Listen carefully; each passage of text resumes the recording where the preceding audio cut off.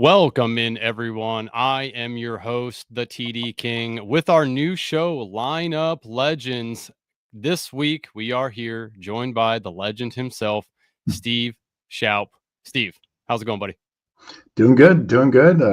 This basketball season, first contest filled, the puppy, and now we're just rolling with more and more stuff. Yeah, they are giving us enough to make sure we can spend our money wisely and unwisely at points within the draft streets. Drop the pug, drop the puppy, but Superflex dropped us a hound dog. Which one of the new three interests you the most?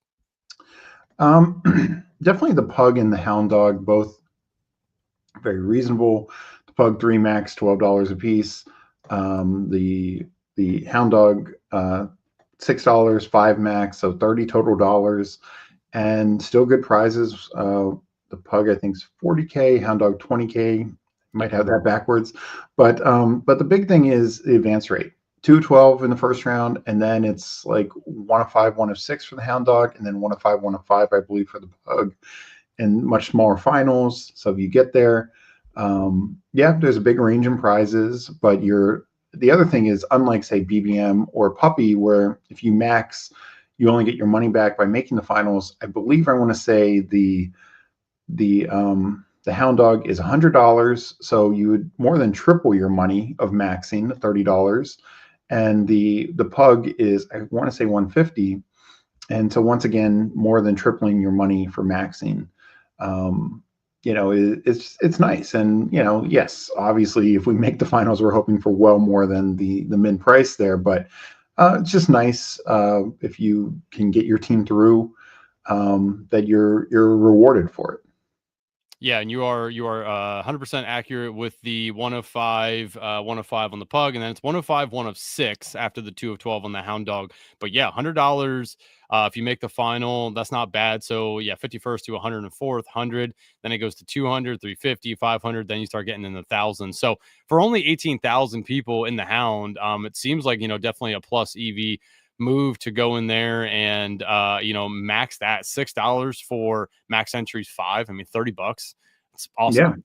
Yeah, no, I mean that's, you know one BBM, one puppy. If you look at it, and just your odds to get there, your odds to have a chance week 17 for a final is just way better than those types of contests.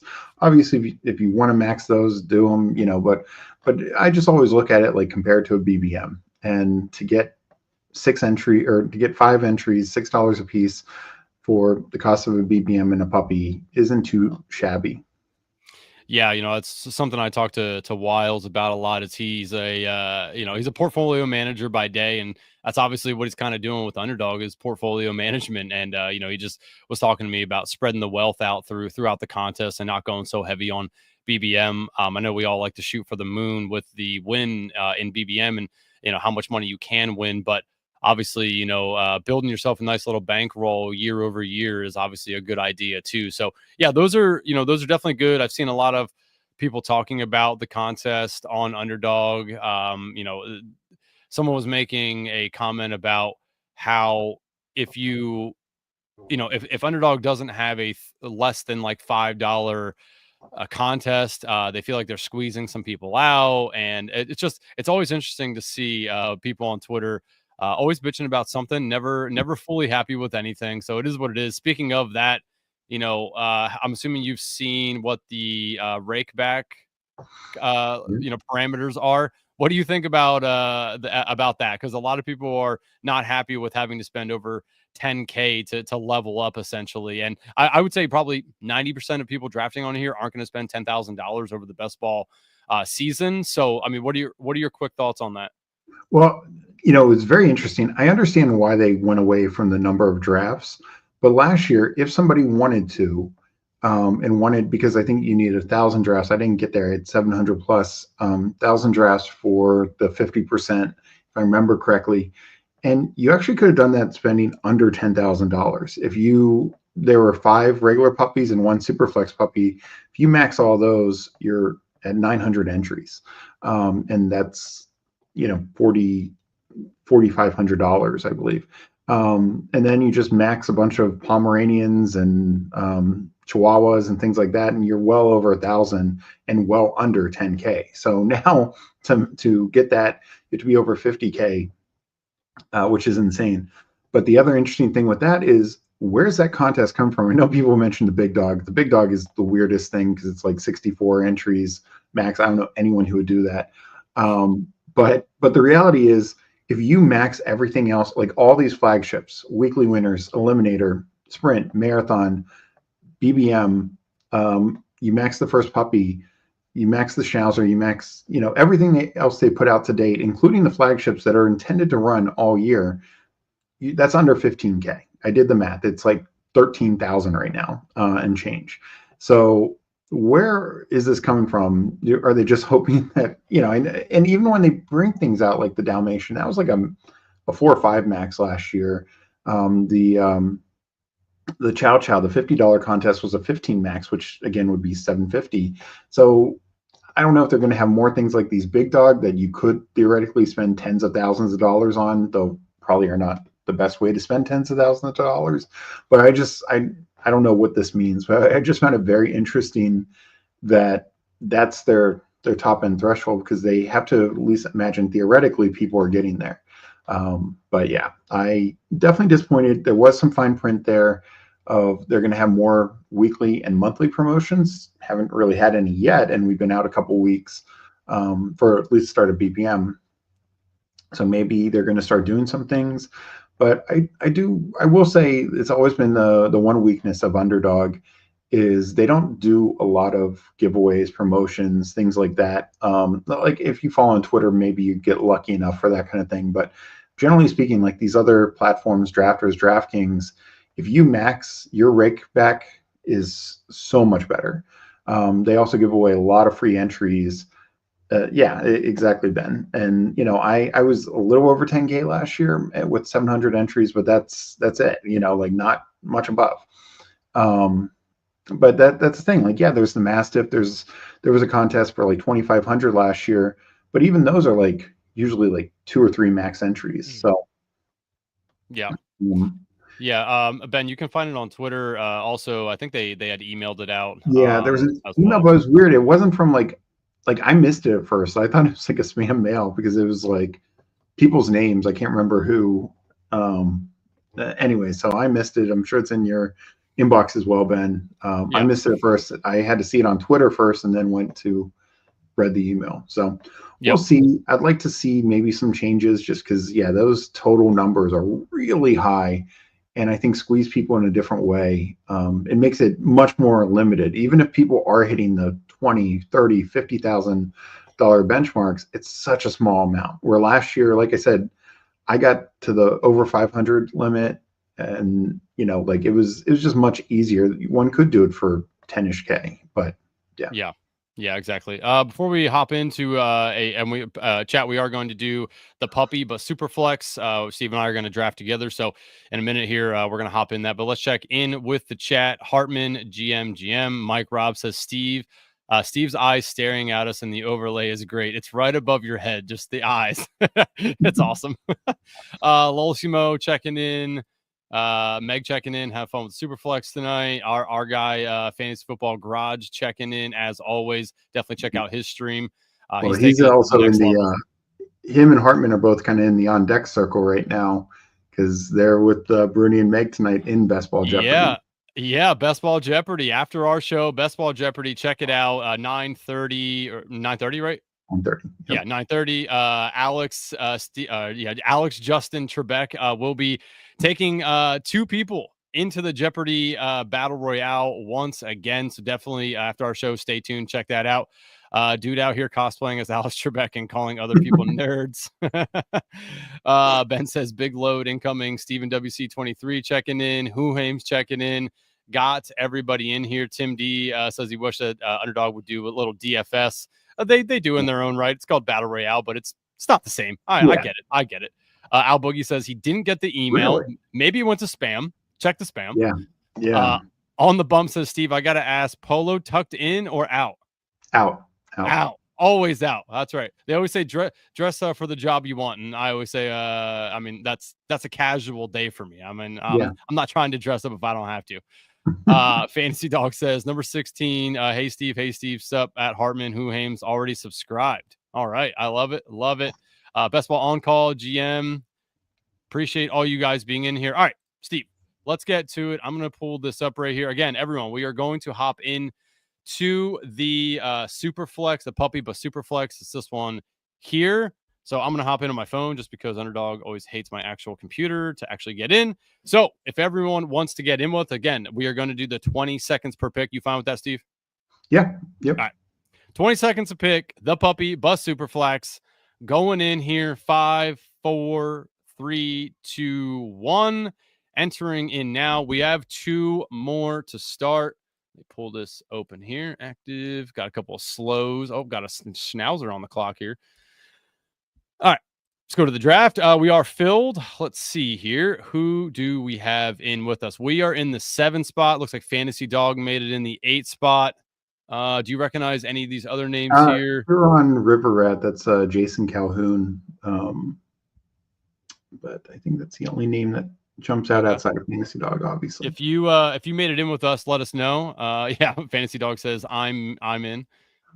See you there. See you there. If anybody else made it in with us, let us know. At the end, we can quickly review your team. Mike Rob says, what the hell?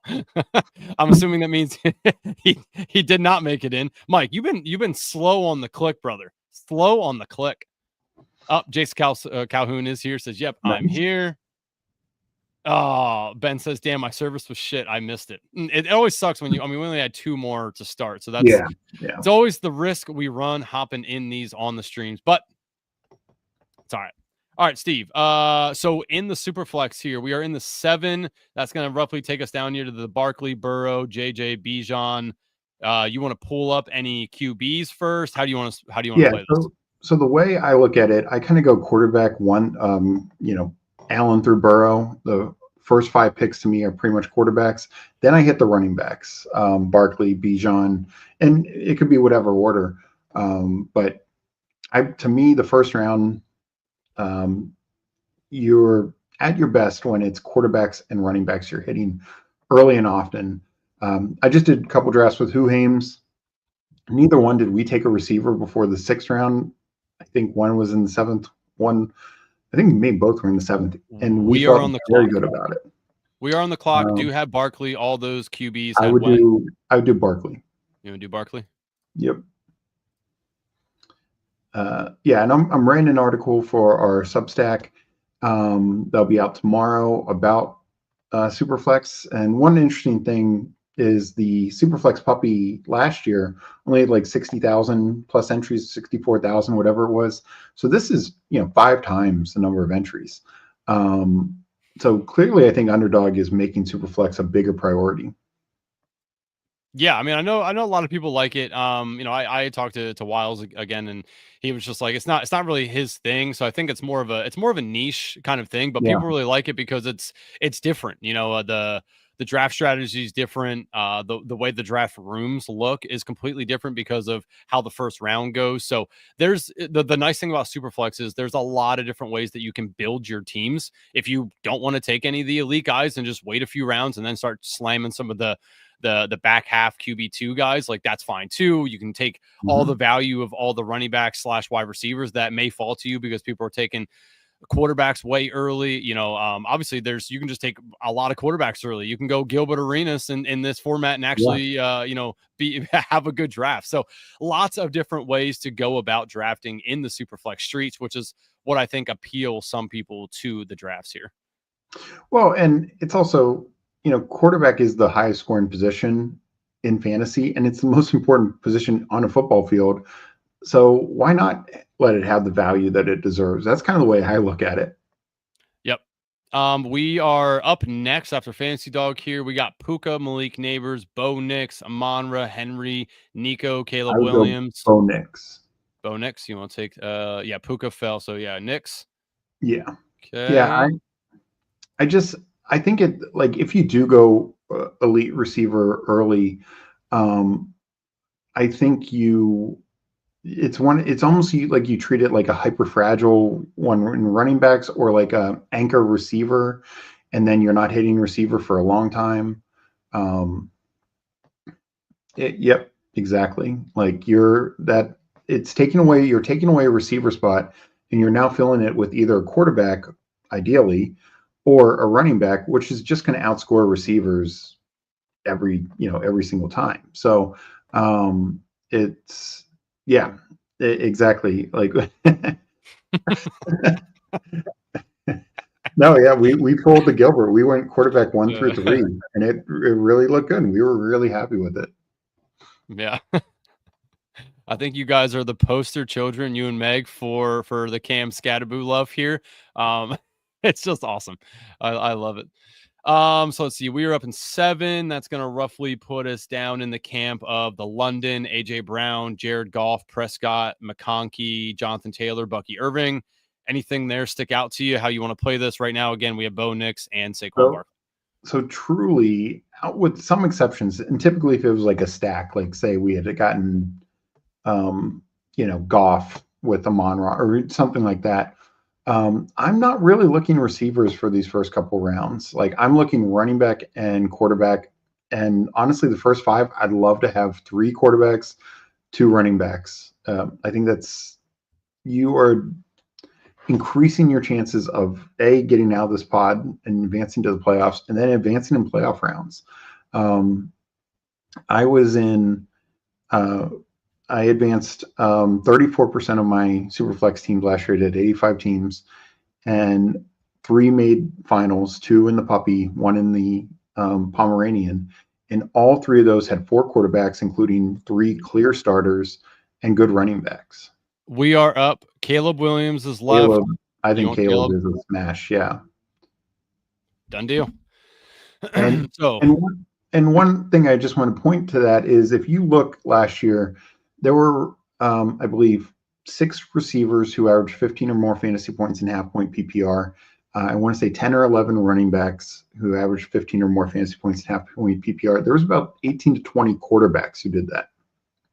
So it's just the chance for you to hit the flex, the chance for you to play.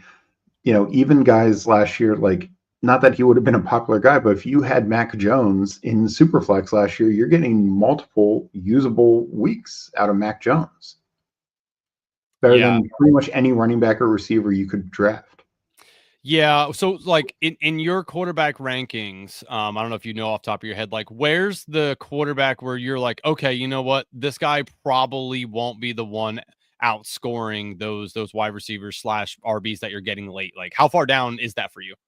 It's pretty low, because it's like, even if you look at somebody like, everyone knocks like Aaron Rodgers last year, but he averaged like 15.2 fantasy points. Again, we're talking 17 combined receivers and running backs outscored that last year. 17, and those are all the guys who are already off the board. Yeah. Yeah. I mean, And that's the great point by Mike. Yeah. yeah, exactly. Just Better looking. offense. Yeah.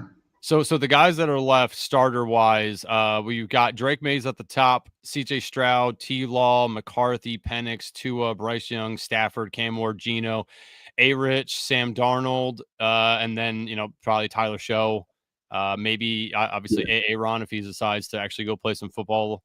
And then you have the Giants conundrum of who they start. So do you want to take CJ Stroud is the top quarterback left? We have McBride, Higgins, Garrett Wilson, Marvin Harrison. The Kyron's down there. Brees is down there. T Law. Anything stick out to you there? I would do Stroud or Lawrence, and get the third quarterback, and just then we can just be done at quarterback the rest of the way.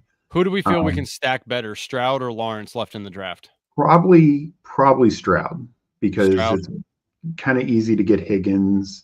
I could always get like Noel Kirk or Schultz. Okay. Like, where Lawrence, you're kind of down to, maybe Hunter will still be there when we come back. But if not, then you're kind of just down to Strange and Diami. Yep. Ben, I believe that the owners vote on the commissioner, I believe. I don't know where that falls into the best ball talk here, but that is an interesting question. I do believe it is that, Yeah. That the owners He's a fine commish, but just curious. I don't know if you look at my back wall. I don't think he's a fine commish, but that's just me. Yeah, Uh, but I think the owners think he's fine because their money, their exactly. profits keep going up. Uh, okay, so looks like right now Bo Nix, Caleb Williams, CJ Stroud, if we stop, they do all have different bye weeks as well. Mhm. So that is really nice for us. And obviously we can go through and start to stack a little bit of them. I'm actually gonna back this out one because I hate only being able to see two. Yeah. Okay, so if we go through here, and what do we got? Knicks. So we got Denver. I'm just gonna start starring up some of these guys that we may want to. Oops, not Jaden Reed, that's for sure. Higgins is there. So Marvin Mims, Pat Bryant, Troy Franklin. Who's your favorite? And take them all at their ADPs. Who's your favorite to draft At out of their these?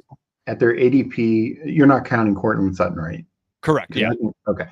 Pat Bryant at his ADP, Okay. 170. He's got the upside to be the number two receiver. I think Ingram might be the number two target guy, but I do think he has the upside to be the number two receiver.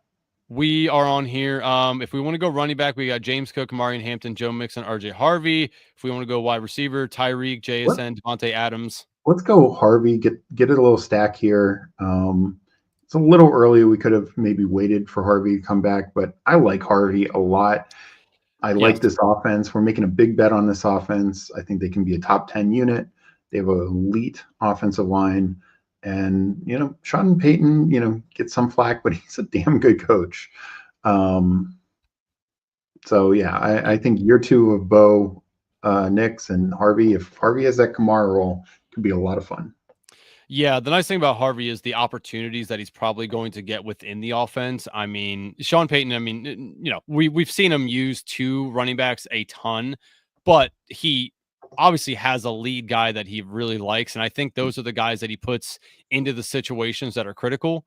So I think that Harvey just immediately falls right into that positional role for Peyton, which I think can be valuable because I do agree with you. I think Denver's going to be a pretty decent offense. And even if they aren't a good team, that's even better because then they're going to be throwing the ball around. RJ Harvey's good enough to get some of that passing down Yeah. work as well. So yeah, I don't mind pulling Harvey up there a little bit. I think it might have been Ian Hart. It's talked about somebody on Twitter posted Sean Payton's running backs, and well, let's make our pick. Oh yeah, so we got Worthy, Ted McMillan, Amari Hampton, DJ Moore if we want to stack it, George Kittle, Joe Mixon. Let's do Joe Mixon. That's another stack, and I think you really prioritize getting the running back set, getting the quarterback set, and now we can just really start taking values, find stacks, find bringbacks, things of that nature. But what I was going to say is the stat that I saw, and it might have been full point PPR, but going back even through Mark Ingram, like Sean Payton's number one running back, and yes, people talk about the split because like Sproles was there and Reggie Bush and all that kind of stuff. Sure, he prioritizes good running backs, but for a long time, his number one running back was a top 12 running back. And you're not taking RJ Harvey as a top 12 back. He's RB like 16 or 17. And many years it was top 10, some years top 5, obviously with Kamara. So like there's just so much upside for this role, even in a quote unquote split backfield. I think Harvey is the majority guy. He's the explosive guy. He's a guy like Kamara. And we saw Kamara just have some monster years with Sean Payton. And let's be honest, Kamara, the first couple of years, was probably held back a little bit by Mark Ingram. There's no Mark Ingram on this roster right now for Denver. So Harvey could just run away with this. Yeah. Do you think Estime can fit into that second fiddle role there for them as a actual viable guy for us in best ball at the end of drafts? I mean, I definitely take him some mainly because he offers a different skill set, and he could just kind of walk into like 6 touchdowns this year, just because he's a big physical back, and this team should score a lot of points. But yeah, outside of that, I don't know if it's going to be too big of a split. Like I still think it could be like a 65 or 70% Harvey, and then the rest estimate. Yeah.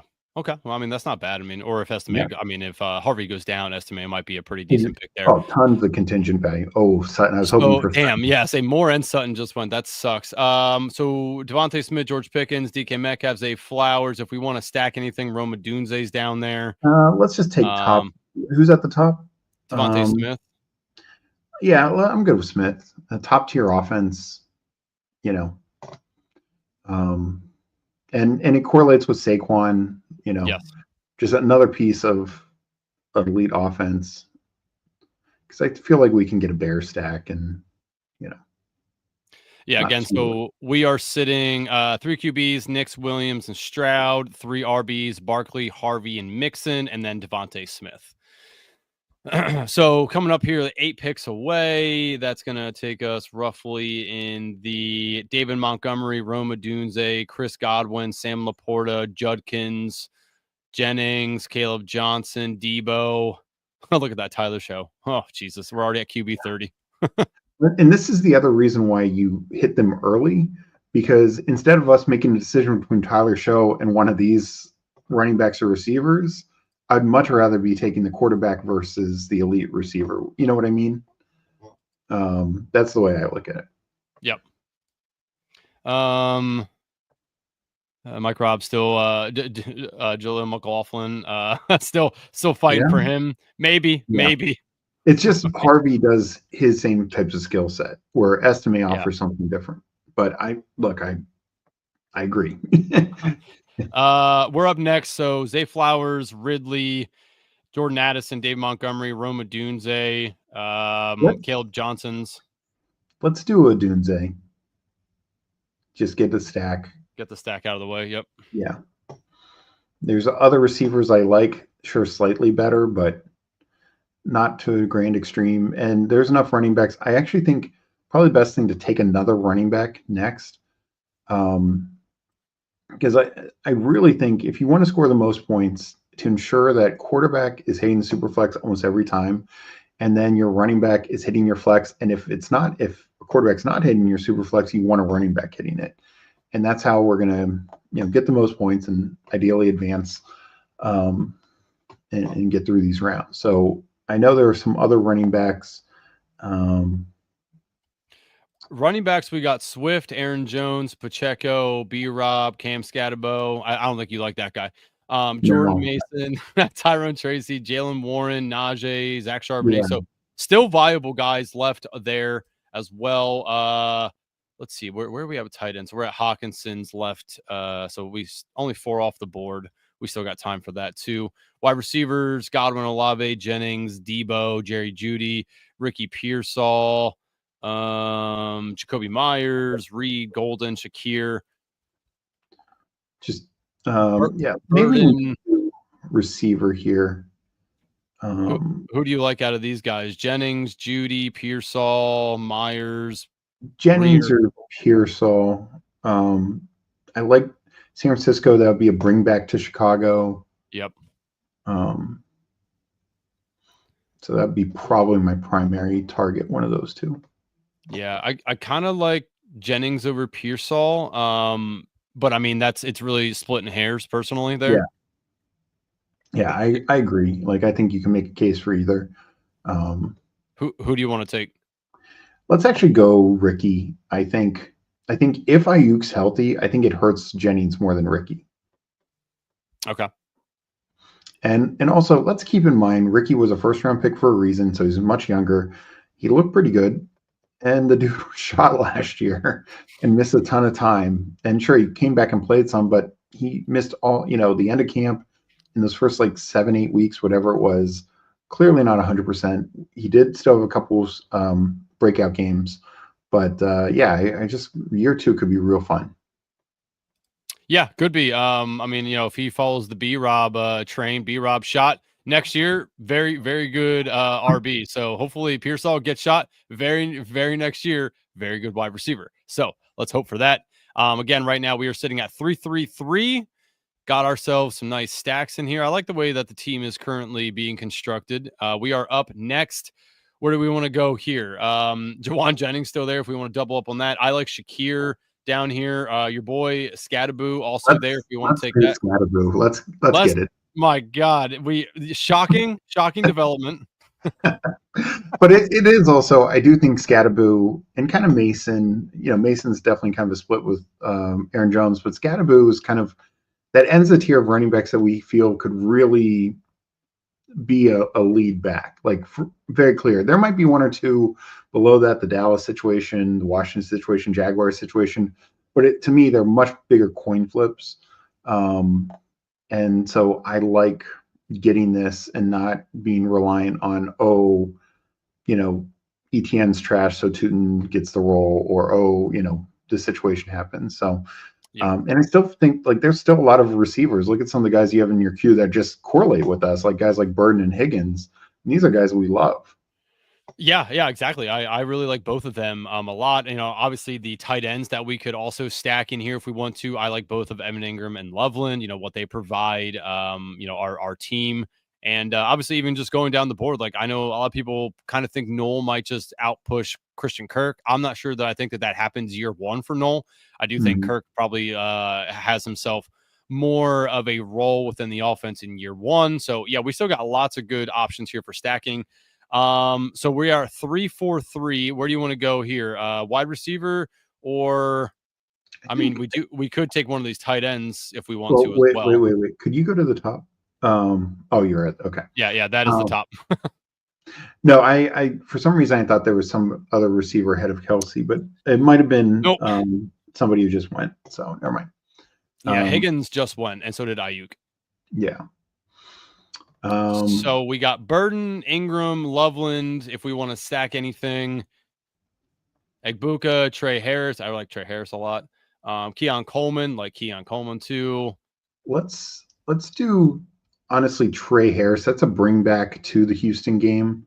We already have Mixon, so it's a nice little just again stack. And look, I like Burden, but we already have a Chicago piece. We might get another one. If Burden falls, I say we take him, but I didn't feel like the need to push. I'd rather get Trey Harris. Yeah, I like Harris a lot. I mean, obviously, probably going to end up just eventually just being the number 2 on the team behind Ladd. And he's a different player than Ladd too, right? They serve completely different purposes on this offense that we expect to be good. They have a good young quarterback. They have good play callers. Now, I do think, I think the Chargers are going to run the ball. That's what they ultimately would love to do. But we saw them last year run the ball and still have very good success through the air. Now, granted, it was on the stone hands of my boy Quentin Johnston, but everyone buries him every year, which I get. I completely understand. But Trey Harris is a better wide receiver profile than Quentin Johnston is. Yeah, so he has hands that are functional. Yes. No, and I mentioned this stat before, but if you look at the last 8 games of the year, Herbert averaged 32.5 passing attempts per game. And if you take that over 17 weeks, he would have been quarterback 8 in passing attempts. So, there is some up. We are up. Burden did make it back. We could take him or Loveland if we want to stack that. Let's go Burden. Okay. Just take the value there. Well, also a number of teams in between have at least one tight end. Not everyone. So maybe Loveland falls back to us. I mean, I know it'd be a mega stack, but it'd be fun.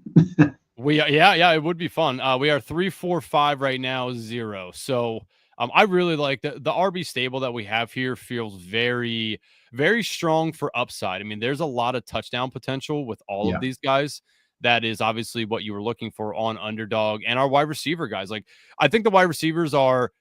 We got a couple boom or bust kind of guys, and we got the stack of a Dunze and Burden. So one of those guys every week should probably, unless the Chicago Bears absolutely suck that week, probably provide us a wide receiver 3. So I feel good about that. Yeah, no, exactly. And again, we only need 2 wide receivers to start every week. And you mean to tell me that 2 of those 5 can't be starting pretty much every week? And we're gonna add more. It's not like we're done. So yep. We did lose out on the tight ends a little bit here. Warren, Loveland, and Joku went. But again, and I cannot remember who was on Twitter, but I saw somebody post pretty much like everything from Jake Ferguson all the way down through like Mike Gesicki. If you really wanted to just take 3 of those guys, you could have a very good, productive tight end every week, probably. Yeah. No, I agree. We are What? up again here. So Um, Kincaid, Benson, Ferguson, Hollywood Brown. how do you feel about Hollywood as a bring back to Bo Nix? I'm okay with Hollywood. Like that's I think that there's still room for Hollywood to be very good as a deep threat for them. I mean, we saw him before he actually got injured. He was kind of fiddling with that role of the Yeah, downfield guy. And I think everyone has been clowning the Chiefs enough on they're not what they once were. Mahomes isn't gonna do it. Andy Reid put that playbook away. He wants to run and ground and pound the ball and play good defense. Like I think this year they step up that downfield high passing attack that we saw when they had Tyreek Hill. I don't know where you lean in on that, but I don't think that they're going to live in the let's try to run the ball and play a little West Coast offense anymore. Like I just don't think that that's going to be how they play the no, entire season.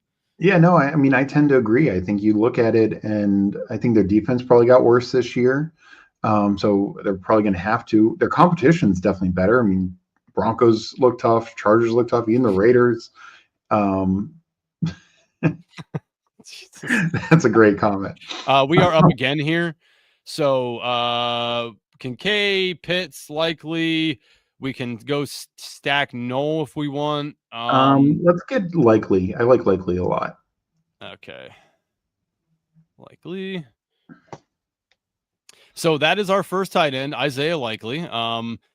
Maybe if he would play like he played week 1 last year all season long, that would be absolutely good. But I mean, yeah, Likely's a guy that I think is like we get 4 probably good weeks out of him, maybe 2 more of like serviceable. But if Mark Andrews is there, once Mark Andrews finally settled down last year and they really made that connection with him and Lamar Jackson, Likely just took the back seat. So I mean, do you see a path where Likely is viable with Andrews still in the lineup?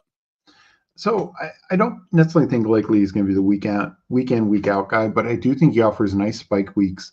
If you look at the Ravens last year, Zay Flowers led the team in targets, but he only had 8 red zone targets. Bateman matched him for red zone targets, but he had about 50 less targets. But then it was Likely at 13, and Andrews led everyone with 15, but 13 Likely again had 50, 60 less targets than Zay Flowers, and he had 5 more red zone targets. So, Yep. and he had 7 touchdowns last year. Like the weeks that he gets touchdowns, and yeah, if he has a 2-week touchdown week, mega smash. But hey, you get a guy who's going to get that many red zone looks with one of the best quarterbacks in the league, one of the best offenses in the league. I'm going to be interested, even if it's not going to be consistent. So back up on the board here, we got Palmer, Tillman, McMillan, Zach Ertz, Roshan, Rico Dowdle. I mean, I kind of want to take Ertz just because of what we have at tight end. Let's do Ertz. I like that. Again, surprise, surprise. I like taking Zach Ertz. You like taking Cam Scatterboo. We had to leave this draft with both of the guys that we like drafting. Why not? Yeah, I mean, exactly. Why not? I still am dumbfounded as to why Zach Ertz is so far down the board. Yeah, it just doesn't make sense to me. And it's just similar sort of thing. Like he's going to get 6 to 8 touchdowns again. There's no reason he shouldn't. And top tier offense, I will take those tight ends. That's why Mike Gesicki is another one of my favorite late tight end clicks, because he only had 2 touchdowns last year, but it could so easily have been more. Yep. So yeah. Meg says signature pick, boys. I saw Ben ask we're running another one. I don't think we won't have time to do it and then get off before Jeopardy, right?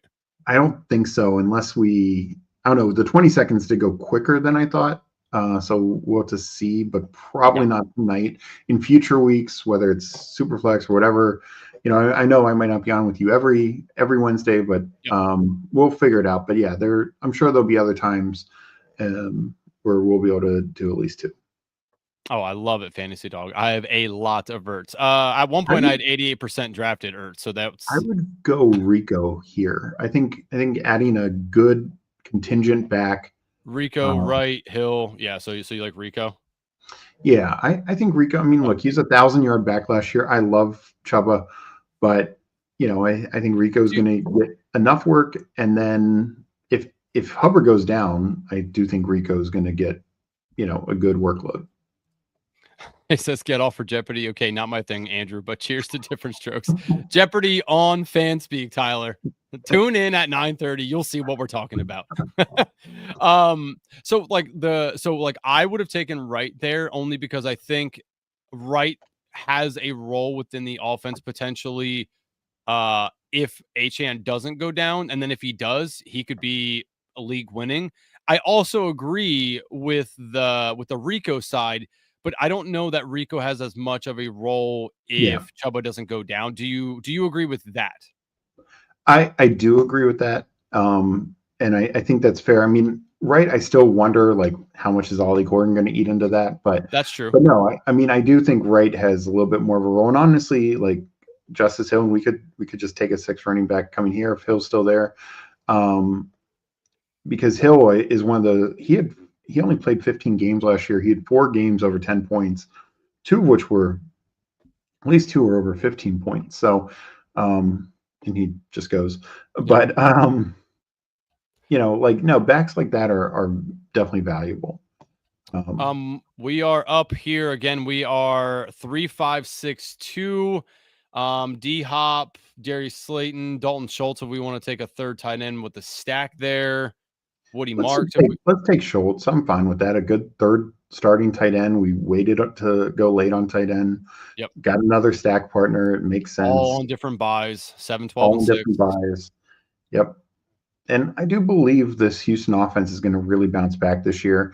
Yes, Washington just got their best offense tackle in Larry Tunsil, but I think overall their offensive line should be better with a new offense coordinator, O-line coach, and they added multiple pieces. So while they downgraded left tackle, I think they're just better across the board. Okay, so we're coming up. So we got 3 picks left. 3, 5, 6, 3. How do you want to finish this out? Obviously, we want to have one more RB and 2 wide receivers. We going 3, 6, 8, 3. Yeah, I think we're really good with one more RB. So we got Devin Neal, who I don't hate because at some point, if the Saints completely suck, they might just either trade Kamara or get him out of there. I like going for Neal. It's also a different buy than some of our other guys. Yeah, you want to do that? Yeah. Yeah, I just Kendry Miller probably just isn't it. I think Devin Neal scoops in and is the 2, and I do truly believe at some point the Saints suck so bad that they're like, you know what, Kamara, we're gonna ship you out of town, or we're gonna sit you down so you don't die. And Devin Neal just at the end of the year will soak up all those opportunities. Yeah, no, and just again contingent value. I think Neal is a better back. I know he was a late round pick, but I think he's a talented guy. He can be a 3-down back, and I just wouldn't be surprised. We got to keep in mind there's no Taysom Hill. That was technically the Saints' number 2 running back last year.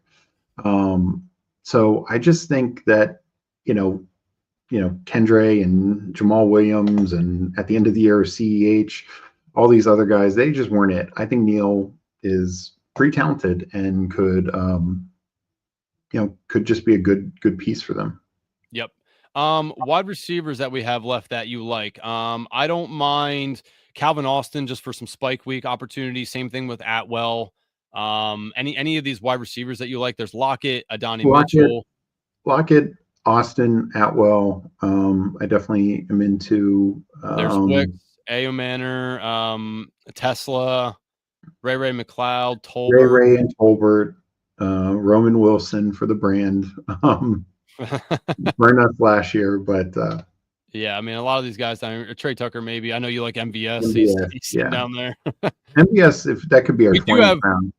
Yeah, we do have Troy Franklin as well. If we want to get that last little stack there as well. I don't know. I'm not super into Franklin. I just worry he could be like very buried behind Mims, Bryant and. We are Baylor. Up.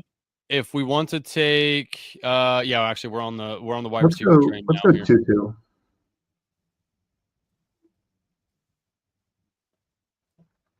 Could I see our wide receiver buys real quick just to make sure? Yes, we are sitting at, so we got 9, 5, 14, 12, 5, 10, 8. We only got 2 people on the same buy, which is excellent. Nice. And that's because they're on the same team. Yeah, no, I think we're really good. I mean, we could take a week 5 like a Pittsburgh or Atlanta guy, but we can easily spread it around to another team. Yeah, I'm trying to think. I would Well, vote for my guy MVS, but that's me.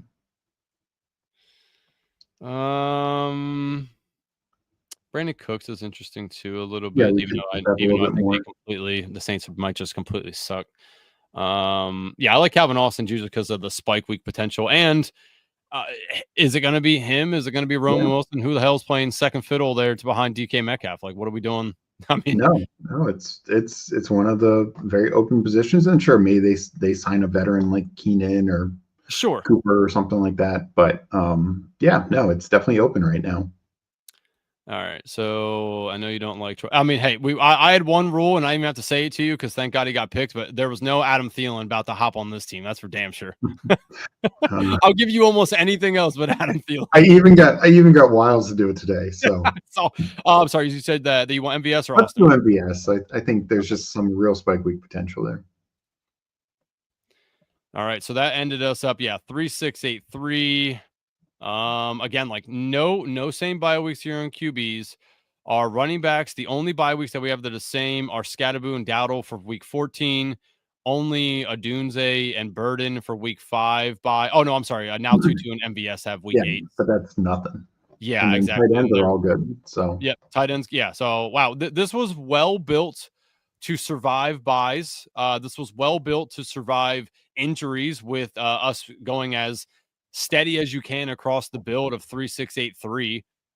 This was good. I like this team a whole lot. We'll review who'd you say it is? River Rat, and then we have Fantasy Dog. So yeah, let's go back here. still waiting for the last pick to finish up. But yeah. Yep. Yeah, where am I? Drafts completed. Oh, that's right. It didn't complete yet, did it? Yeah. And now it did. Right? I probably have to refresh your page, I'd guess. Oh, Lord, Underdog killing me. First, not a good rake back. Now I gotta no. Oh, Nothing? go. Sorry, hit back, hit incompleted. Go to completed. Hit back above NFL. You're right. You're right because it's Superflex. Look at Yeah, that. Superflex. All right, full draft. Okay, so again, we went 3-6-8-3. Bo Nix, Caleb Williams, CJ Stroud. Running back, Saquon Barkley, RJ Harvey, Joe Mixon, Cam Scatterboo, Rico Dowdle, and Devin Neal.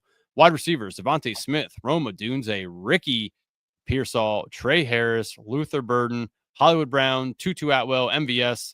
Tight ends, Isaiah Likely, Zach Ertz, and Dalton Schultz. I like the stacks. I like the way that this is constructed without the buys being in the way of a lot of things. Steve, how do you feel about it? And if you were going to give this a draft grade, what are you giving it? I'm very, very bullish on this. We got not only everyone stacked at least a piece, if not, I think actually everyone. Yeah, we have everyone have a stack. At least one piece. Multiple have two.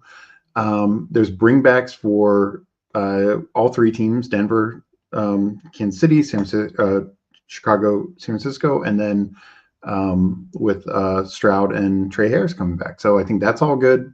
Like you said, every room is strong. Do we have a true elite wide receiver on this team? No, but I don't think you need that in this form.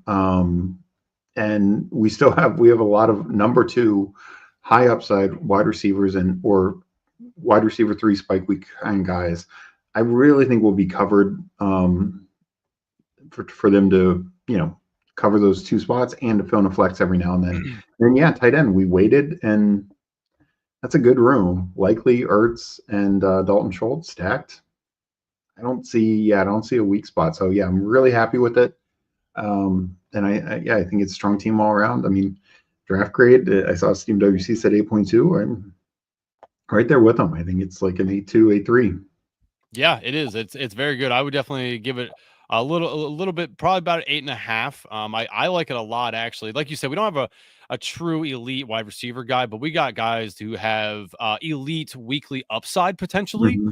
You know, with Devontae Smith and one of the Chicago guys, Trey Harris, I think is going to settle in there pretty nicely too. So, I do like that we got Burden. So we took the gamble on waiting for him, and it paid off. He dropped down 13 picks past ADP. So, that was really nice to get that as our RB5 to mix with our RB2 on the friendship strategy there. So, yeah, well-built team. let's go take a look at our friends here. River Rat 4673. So he went 4 QBs. Jaden Daniels, JJ McCarthy, Jalen Milroe, and Mason Rudolph. Love the first 3. I actually think at the end of the year, okay, I was wrong last year. I'll admit it. I'm gonna look right in the camera. I was wrong on Sam Darnold last year. I'll admit it. I was wrong. Meg and Steve tried to talk me into it. I couldn't do it. I wasn't ready. But this year, he has moved teams. We know the Vikings, what they can do for quarterbacks. I'm not sure that Sam Darnold's gonna not be running for his life every single week, every single play out there with that offensive line in Seattle. I don't know he's going to survive the entire year. I think, hot take, Jalen Milroe is going to be starting probably week 11 or so and to finish out the season for them. I think that they're going to want to see what they got in Jalen Milroe because Sam Darnold, bridge quarterback, gap quarterback, whatever you want to call him, I don't think he's going to be it. He had a nice season in Minnesota, but I just don't think it's it. So I really like that Milroe pick as well, especially in this format. Mason Rudolph, that's an interesting pick there. But hey, you never know. You never know. Well, and it just goes to whether if Aaron Rodgers doesn't end up going there or Kirk Cousins, then it could be the Mason Rudolph show. And even if they do, like if there's any injuries or anything like that, even if he gets a couple starts, just I've made the comment before, but last year on the number 2 team in the Superflex Puppy had Drew Lock as their quarterback because he was playing at the end of the year because they benched Daniel Jones and he was one of the top quarterbacks that week. Drew Lock. So could it be Mason Rudolph this year? Absolutely.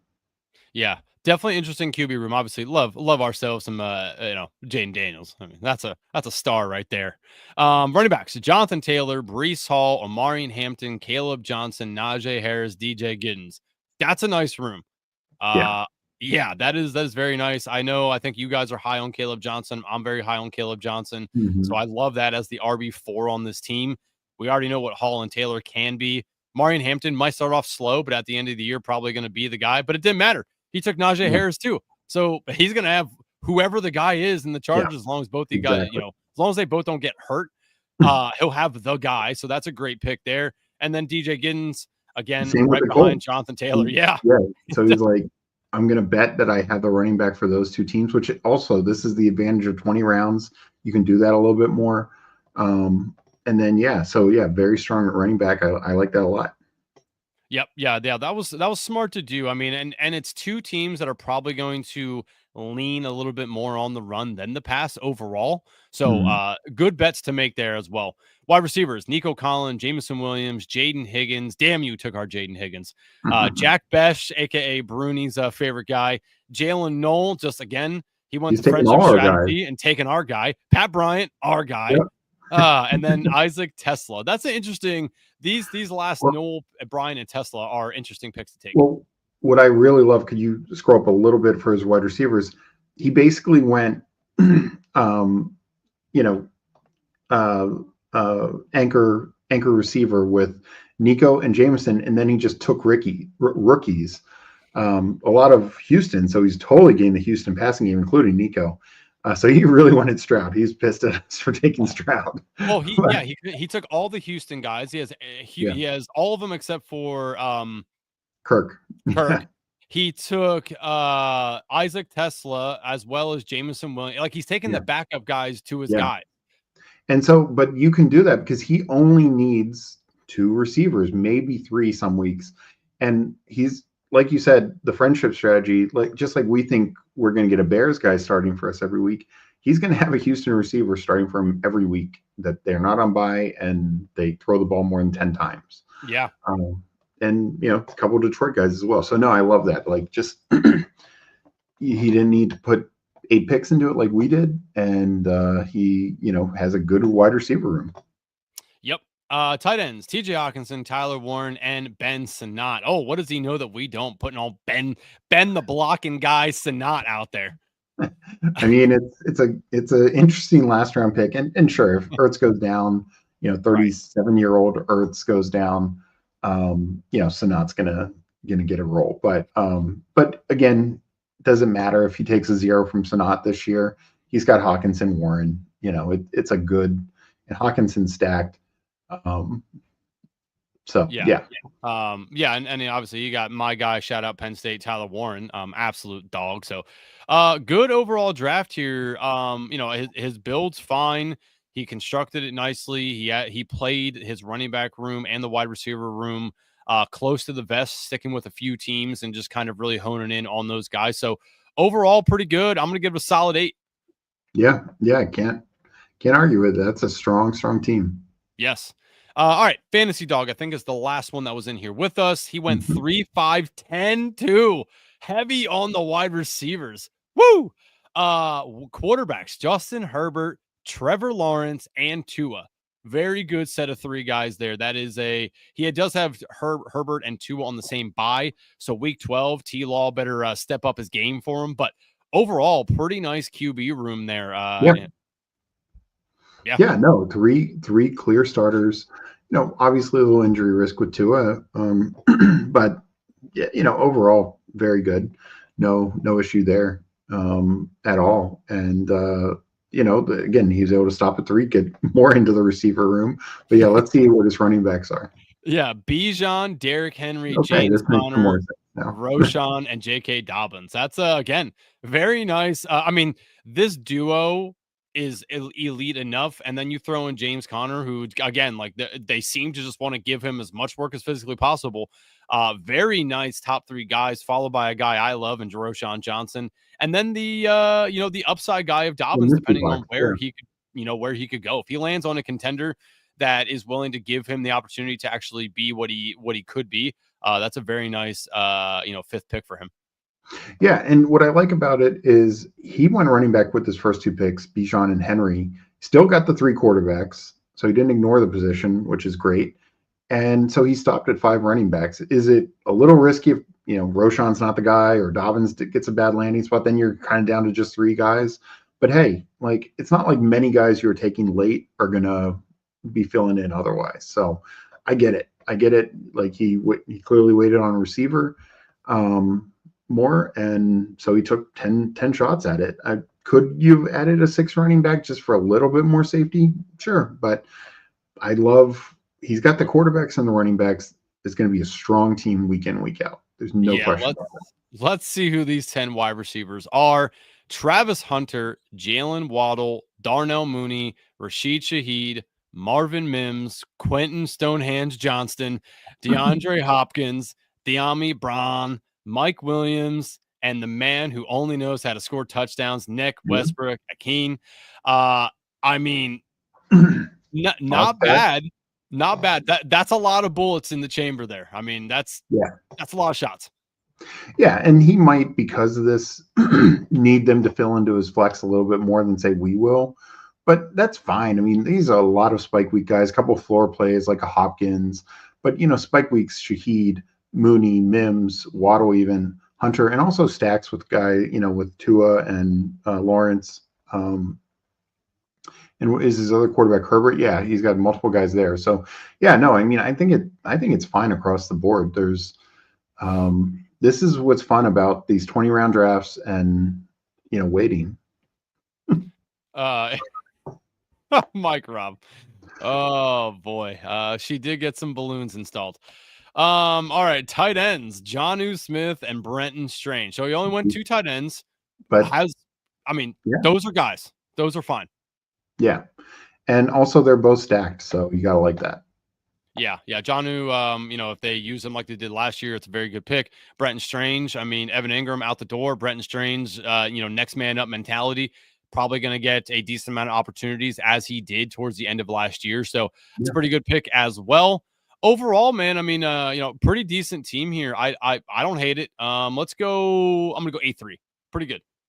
Yeah, I'm Like right it. there with you. I mean, I like there's a lot of spike week upside, for sure. And this team, if it gets through, which hopefully you and Jason are competing for one spot because hopefully we have one locked down. But if it gets through in the playoffs, you just got so many guys who can spike. So that's always fun.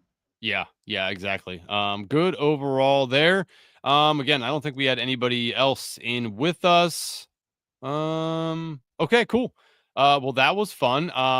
Just want to let everyone know if you do, if you liked how Steve was picking this team, because I would say that's about 90% Steve. Which again, I'm a smart man. I see when somebody wins a lot of money, I'm gonna let them pick that team. I'm gonna let them do that.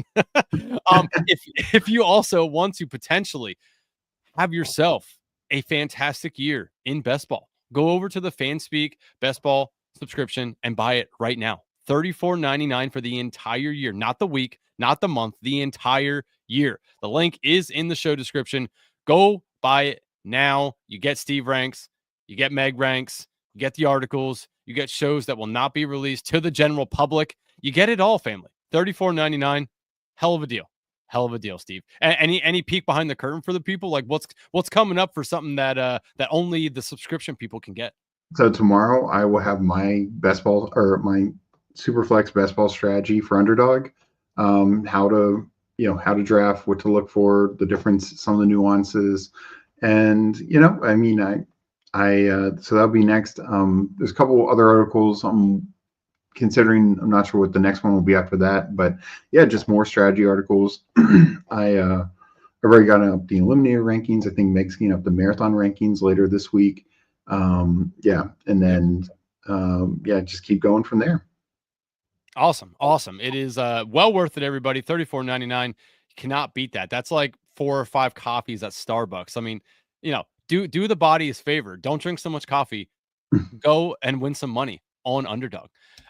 Steve, anything else that you want to tell the people before we let them get prepared for the Best Ball Jeopardy that is going to come here in, what is it now? It's 9 o'clock in 28 minutes. Anything else for the people? Yeah, no. Well, first, this was fun. This was a new show that we're launching, and had a really good time drafting with you, and looking forward to doing it more and more. And then yeah, Jeopardy in less than 30 minutes. It is Chris the Candyman Fantasy Football Garage. He's got like 16 different names, but we love him. And then there's Hartman, who also has a different name when you're drafting with them. You're like, oh, Hartman's in the chat, and then you see the sneaky his Underdog name. But no, they're great. They're both great. And yeah, really looking forward to it. I know they've been talking trash all day. I expect it to be a fun, lively show tonight. Bruni might need Meg's help to wrangle them a little bit. It could get a little snipey, but no, they're both great, and looking forward to tonight. And yeah, and then Meg and I have Sibling Showdown tomorrow, and then she's got Friends with Best Ball. I want to say it's Candyman again on Friday, so I'm pretty sure that's what's on deck. Yep. Awesome. Yeah, guys, everyone, keep coming back. We enjoy all of you in the chat. Thank you guys all for being subscribers. Please share the channel with your friends, family, mailman, whoever you're talking to at the post office. Doesn't matter. When you're getting coffee, let people know, hey, if you want to buy more of those coffees next year because you want $1 billion on Underdog, go buy the subscription. Help us out. We appreciate every single one of you guys. See you guys next week back here around 8 o'clock again for another lineup. Legend will probably be Steve, I, and a special guest. See you guys all next week. Go watch Fantasy Jeopardy. We'll see you later.